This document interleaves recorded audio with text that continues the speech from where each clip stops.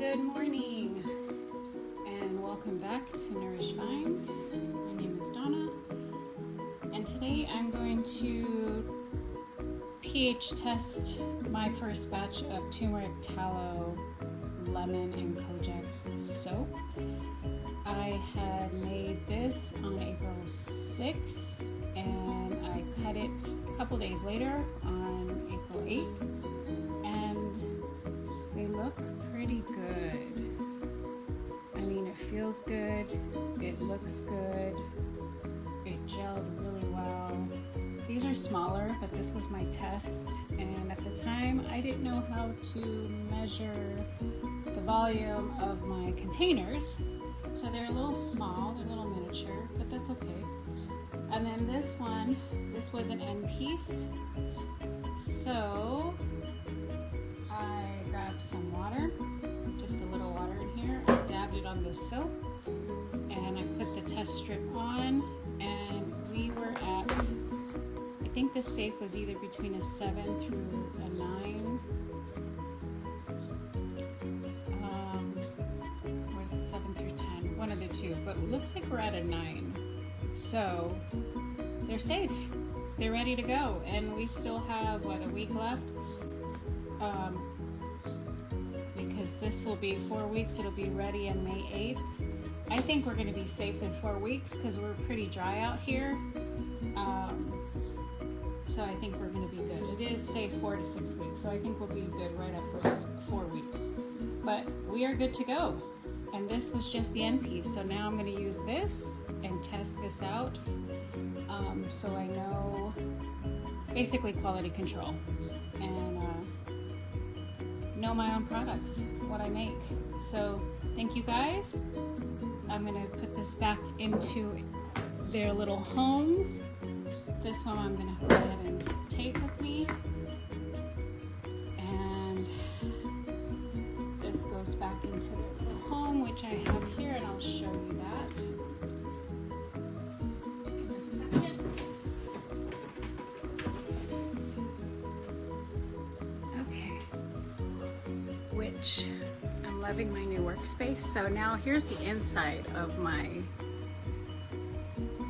there's the top, and then here is the inside of that locker for now. So this is a place for them to cure, all the babies to cure. So there was the turmeric tallow, and then this one is my, uh-oh, I think I didn't label this. I thought I labeled it. This was my lavender. My lavender, supposed to be butterfly pea, but you know, when you're getting into soap making, you're having to figure out, it's like going back to chemistry, and the entire dark blue color, because of the sodium hydroxide and the pH levels obviously don't balance out, it completely turned the blue not blue anymore. So it's okay, it's very safe, but it's just, I'm learning sometimes using the natural colors of flowers won't work, unfortunately. So for those who want color, I'm going to do my best to get color from the flowers and herbs, and if I can't get it, then they want color, it's going to be from color blocks, which I did order from Brambleberry, so we'll see how that goes. This one is the rose. Where are all my labels? I swear I put labels on these.